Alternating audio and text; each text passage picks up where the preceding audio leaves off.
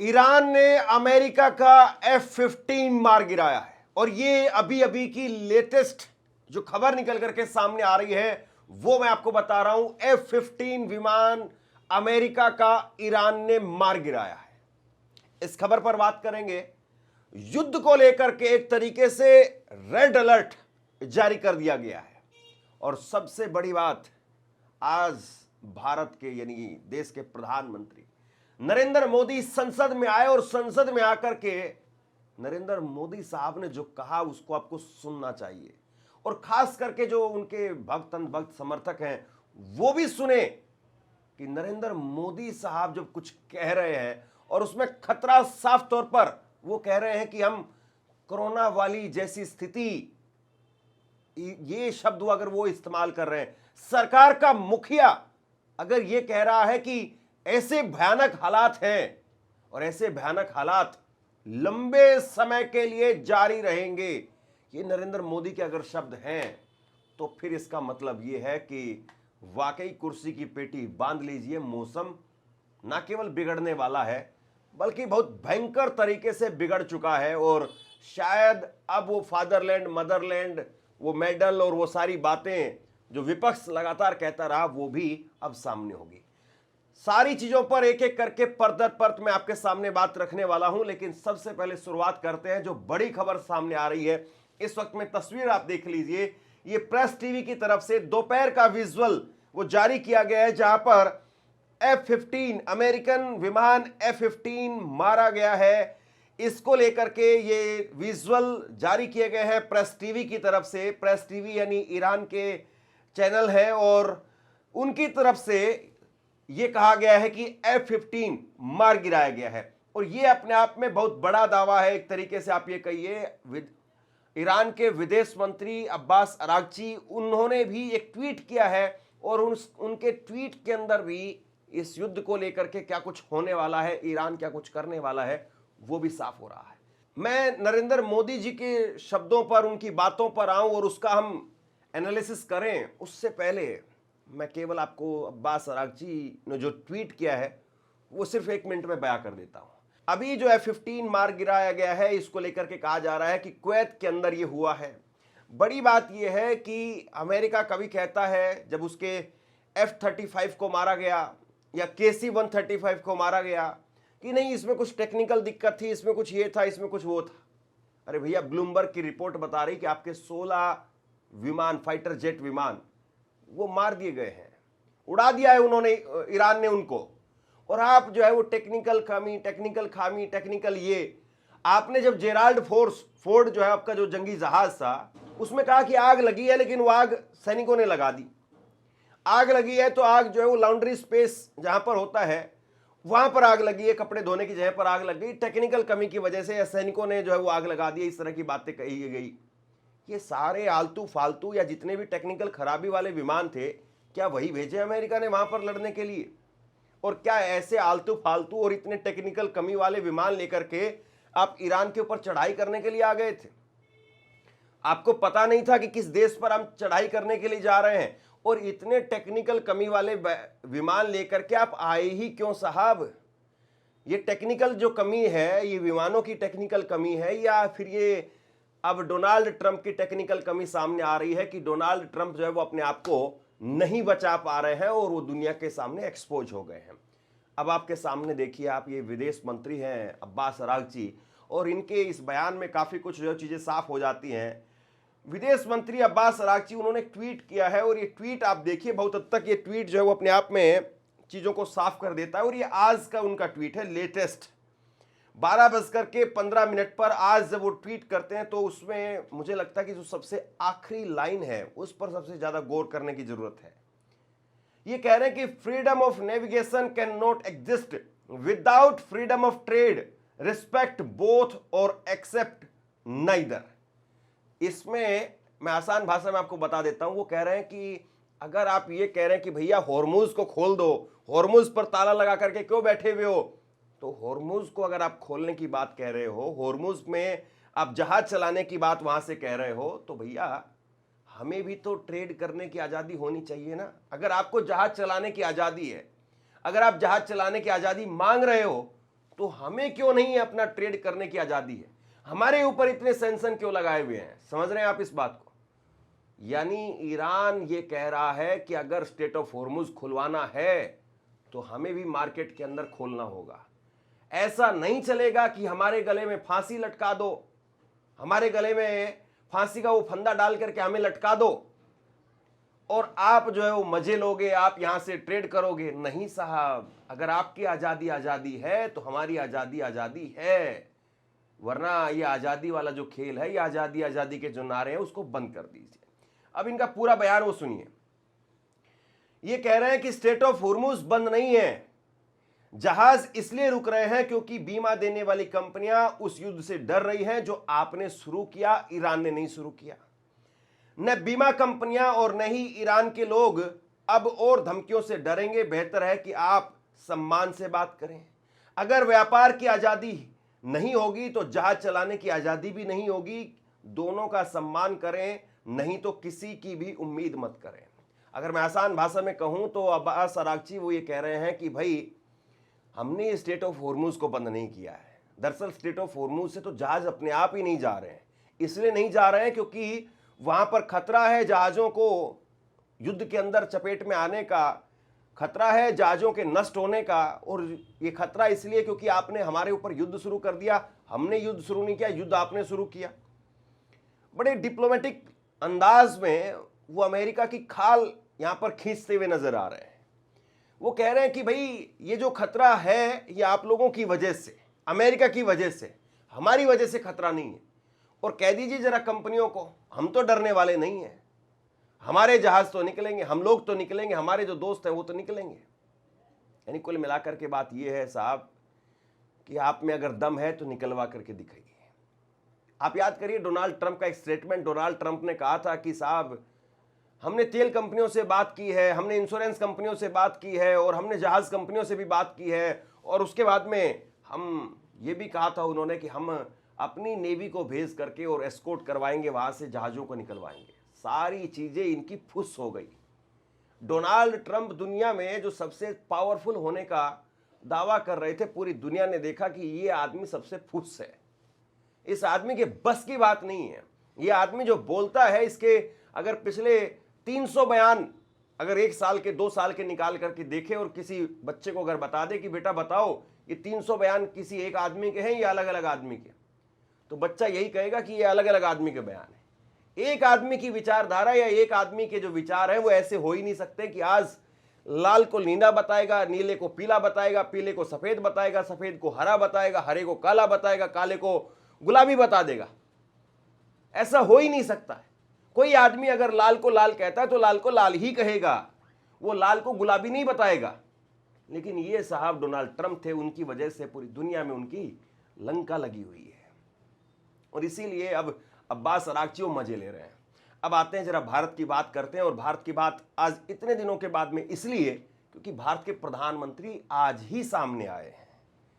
इस युद्ध के जब 24 दिन पूरे हो चुके हैं तब भारत के प्रधानमंत्री को जरूरी लगा कि अब जाकर के कम से कम इस पर बात की जाए। 24 दिन के बाद में उनको जरूरी लगा कि इस पर बात होनी चाहिए, वरना ये युद्ध की शुरुआत हो चुकी थी 28 फरवरी को। 28 फरवरी को युद्ध की शुरुआत हो चुकी थी और संसद के अंदर जो बजट सत्र है वो तो उसके बाद में शुरू हुआ था। तो अगर नरेंद्र मोदी चाहते, नरेंद्र मोदी को बहुत ज्यादा ही चिंता थी, जैसे कि आज नरेंद्र मोदी कह रहे हैं, मैं अभी आपको सुनवाता हूं, आप गौर से सुनिएगा। वो कह रहे हैं कि भाई हम कोरोना जैसी जो स्थिति थी उसी स्थिति से जो है हमें फिर से गुजरना पड़ रहा है, या वैसी स्थिति से हम आए हैं और उस तरह के लंबे वक्त तक हालात बन सकते हैं। अगर आपको इतनी चिंता थी देशवासियों की, या आप इतना आकलन कर पा रहे थे, नरेंद्र मोदी साहब तो वो शख्स हैं जो 1980 में भी ईमेल से जो है वो फोटो भेज रहे थे। जिस वक्त में कलर फोटोग्राफ्स नहीं थे उस वक्त में भी कलर फोटोग्राफ्स जो है वो खींच लेते थे। यानी जिस वक्त में उस तरह के कैमरे नहीं थे उस वक्त में भी कलर फोटोग्राफ्स खींच लेते थे। तो नरेंद्र मोदी साहब में तो अद्भुत क्षमताएं हैं। ये किताब को एक वीडियो मैंने देखा कि ऐसे ऐसे करके बोले कि मैं पढ़ लेता हूं। बहुत सारी चीजें, खैर उन चीजों पर आज नहीं जाएंगे क्योंकि ये इनकी पढ़ाई लिखाई, या राजीव शुक्ला का जो एक इंटरव्यू जिसमें कहते हैं कि साहब मैंने तो 5वीं 8वीं तक किया है, छोड़ दीजिए उन सारी चीजों को, कोई मतलब नहीं उन बातों का। आज देश के आदमी वो परेशान है, गैस को लेकर के, सिलेंडर को लेकर के, तेल को लेकर के, नौकरी को लेकर के, पैसे को लेकर के, खपत को लेकर के, खर्चे को लेकर के लोग परेशान है। बात उस पर होनी चाहिए। बड़ा मुद्दा आज वो है। मोदी साहब को सुनिए। मोदी साहब वो कह रहे हैं कि भाई आज जो स्थिति है, ऐसी स्थिति, ये युद्ध का जो प्रभाव है वो लंबे समय तक बने रहने की आकांक्षा है, यानी डर है, आशंका, लंबे समय तक बने रहने की आशंका है। इसीलिए हमें तैयार रहना होगा। हमें कोरोना के वक्त जैसी जो चुनौतियां हैं, जो हमने उस वक्त में उसका सामना किया, अब फिर से उसी तरह से तैयार रहने की जरूरत है। मोदी साहब कह रहे हैं तो अंधभक्तों जरा गौर से सुन लीजिए। आपके यूं कहिए कि दिन बुरे आने वाले हैं, अच्छे दिन नहीं आने वाले। अध्यक्ष जी, इस युद्ध के कारण दुनिया में जो कठिन हालात बने हैं, उनका प्रभाव लंबे समय तक बने रहने की आशंका है। इसलिए हमें तैयार रहना होगा, हमें एकजुट रहना होगा।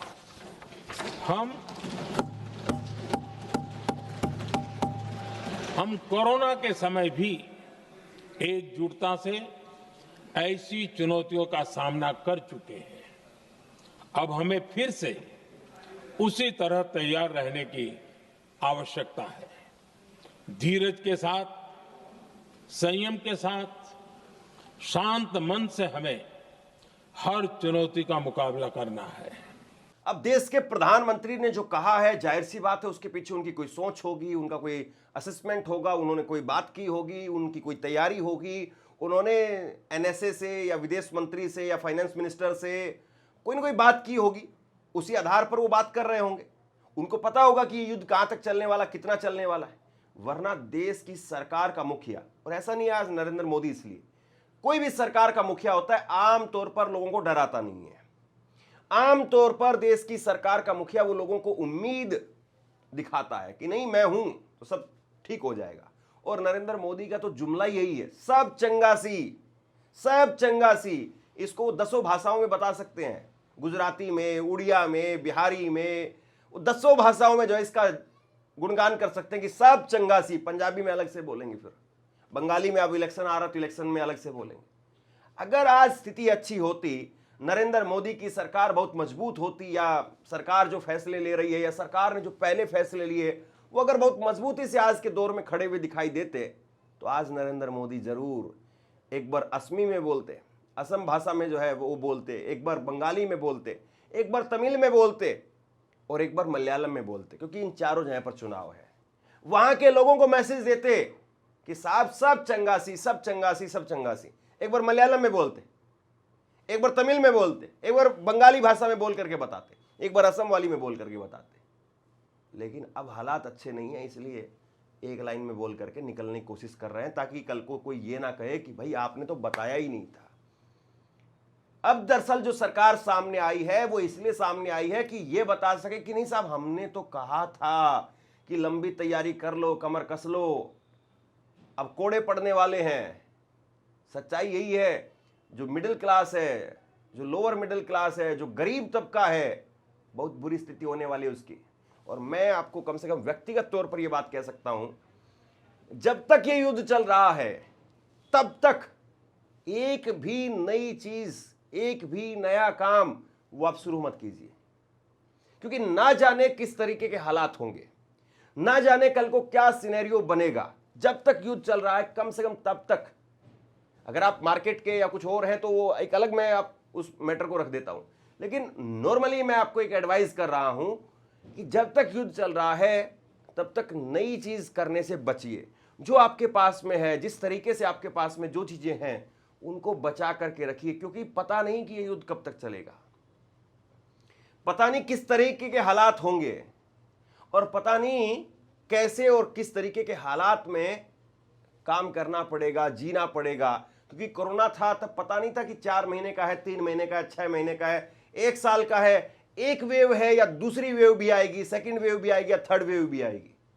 और उसकी तो वैक्सीन थी साहब, और वो तो कम से कम कुछ हद तक हमारे हाथ में भी था कि ठीक है सैनिटाइजर लगा करके रखेंगे, मास्क लगा करके रखेंगे, या पब्लिक गैदरिंग से दूर रहेंगे तो बच जाएंगे। इसमें तो आप कुछ भी कर लीजिए, इसमें तो आप अगर चपेट आप पर आनी है तो फिर आनी ही है, इसमें बचाने का कोई रास्ता नहीं है। इसलिए मेरी एडवाइस तो ये है कि जब तक युद्ध चले कम से कम तब तक वाकई बहुत शांति और संयम के साथ में, बहुत धैर्य के साथ में आगे बढ़िए। युद्ध खत्म हो जाए तब ये मान करके चलिए कि कम से कम 6 महीने जरूर, हो सकता है कि साल भर लग जाएंगे हालात थोड़े थोड़े सामान्य होने में। और अगर ये युद्ध लंबा चला, अगर ये चीजें लंबी खिंच गई, तब तो फिर कुछ भी नहीं कहा जा सकता, फिर कुछ भी कहना बहुत मुश्किल काम है। क्योंकि कैसे और किस तरीके के हालात बनेंगे, मैं अभी एक प्रशांत किशोर का बयान देख रहा था, वो कह रहे थे कि भाई इतने सालों से एक डमरू बजाया जा रहा था कि आत्मनिर्भर भारत, आत्मनिर्भर भारत, आत्मनिर्भर भारत, लेकिन डमरू की हालत आप देखिए। 5 दिन जो है वो युद्ध चला वहां पर, और 5 दिन में घर का चूल्हा बंद हो गया। 5 दिन में लोग घंटों घंटों के लिए लाइन में लग करके खड़े हो गए। ये है आत्मनिर्भर भारत की आपकी सच्चाई है। कुल मिलाकर के देखिए, कोई भी सरकार होती है, अगर कहीं पर युद्ध हो रहा होता है तो जाहिर सी बात है, एक जियोपॉलिटिकल अगर टेंशन कहीं पर भी दुनिया में आती है तो किसी भी सरकार के बूते में यह नहीं होता कि वो पूरी तरह से अपने आप को इससे अलग कर ले। हम चाहें भी तो हम अलग नहीं हो सकते हैं। हम ईरान से तो हमारा बहुत पुराना रिश्ता है साहब। 2019 तक तो फ्री में हमें गैस मिल रही थी तकरीबन। ईरान जो 30-40 दिन देता था हमें तेल देने के बाद में भी कि ठीक है, इस तेल को आप रिफाइन करके बेच करके तब आप उससे फिर आप पैसा दे दीजिए। इस तरह के जिस देश के साथ में संबंध थे, इंश्योरेंस वगैरह वो भी फ्री थे एक तरीके से, उस देश के साथ में जिस आपके ऐसे संबंध थे, और आप क्या करने लगे, मदरलैंड फादरलैंड, वो गले में वो, और फिर बीच, आप यूं कहिए कि मैं बीच कह रहा हूं शब्द, चौखट पर नहीं कह रहा हूं। दुनिया की नजर से अगर आप देखें, जो डिफेंस एक्सपर्ट है उनकी नजर से अगर आप देखें, तो जिस वक्त में नरेंद्र मोदी साहब की इजराइल यात्रा हुई थी, युद्ध कई दिन आगे जा चुका था। तैयारी नहीं थी, युद्ध आगे जा चुका था। और अगर मान लीजिए, ये मैं डिफेंस एक्सपर्ट के तौर पर जो ओपिनियंस निकल करके सामने आ रही है उसके हिसाब से मैं बता रहा हूं, अगर मान लीजिए कि ये युद्ध अगले 10 दिनों में ठहरना है, तो समझ लीजिए आज ब्रेक लगने शुरू हो गए, तब जाकर के 10 दिन में ठहरेगा। कोई भी चीज ओवर द नाइट नहीं होती है, एक बटन दबाया और हो गया। ये साहब कोई प्राकृतिक आपदा नहीं थी कि आपको नहीं पता था कि भूकंप आ जाएगा, अर्थक्वेक आ जाएगा, या आसमान से बिजली गिर गई। आपको क्या पता था कि आप खुले मैदान में खड़े थे और आसमान से बिजली गिर गई। हालांकि आसमान से बिजली गिरती है तो भी संकेत पहले मिल जाते हैं कि मौसम खराब है, तो आसमान से बिजली गिर भी सकती है। अब ऐसे में सबसे बड़ा सवाल यही है कि पूरी दुनिया इस युद्ध से कैसे बचेगी, किस तरीके से बचेगी। और अमेरिका और इजराइल जो वो कर रहे थे, उनकी वजह से आज पूरी दुनिया भुगत रही है। ईरान के सामने अपनी अस्तित्व की लड़ाई है। ईरान इस बात को जानता है कि अगर इनके सामने सरेंडर कर दिया तो फिर भूल जाइए कि कोई ईरान नाम का मुल्क भी था। फिर तो जैसे ही होगा जैसे और बाकी जगह पर, इराक में या और बाकी जगह पर इन्होंने किया है, या अफगानिस्तान में, सालों पीछे जो है वो ईरान चला जाएगा। और कभी फिर ईरान की रिसोर्सेज उसके हाथ में आ भी पाएंगे, कहना मुश्किल है। शेयर कीजिए इस खबर को, और आप बताइए कि इस युद्ध को लेकर के आपका असेसमेंट क्या है, और जो प्रधानमंत्री ने कहा है, नरेंद्र मोदी साहब ने कहा है, उससे आप कितना इत्तेफाक रखते हैं। कहां पर कमियां हुई है, कहां पर और बेहतर चीजें हो सकती थी। नीचे कमेंट बॉक्स में अपनी राय लिख करके जरूर बताइए। इस खबर को शेयर कीजिए, चैनल को सब्सक्राइब जरूर कीजिए, वीडियो को लाइक कीजिए। शुक्रिया। आपसे कुछ कहना चाहता हूं। आज के वक्त में पत्रकारिता करना कितना मुश्किल काम है, लेकिन अगर ऐसे में भी कोई आपकी खबर दिखा रहा है, कोई आपके मुद्दे पर बात कर रहा है, तो आपको भी उसका साथ देना चाहिए। अगर आपको लगता है कि मेरी पत्रकारिता सही है, मैं आपके लिए आपकी खबर वो दिखा रहा हूं, तो ऐसे में आप मेरा सहयोग कीजिए। आप इस वीडियो को जब लाइक करेंगे तो लाइक के साथ में ही एक थैंक्स का बटन आपको दिखाई देगा। उस थैंक्स के बटन पर आप क्लिक कीजिए और जो भी सहयोग राशि दे सकते हैं वो दीजिए। दूसरा, आप चैनल को ज्वाइन कर सकते हैं और चैनल को ज्वाइन करके भी मुझे मदद कर सकते हैं।